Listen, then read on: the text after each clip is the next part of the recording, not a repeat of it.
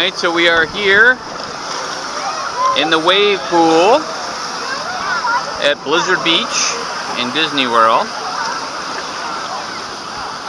Some pretty cool things going on. Pretty cool wave pool, I gotta say.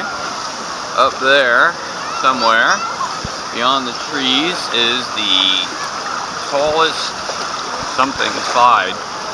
Apparently goes 55 miles an hour, almost completely vertical. You can kind of see the slope now. There it is. Way, way up there.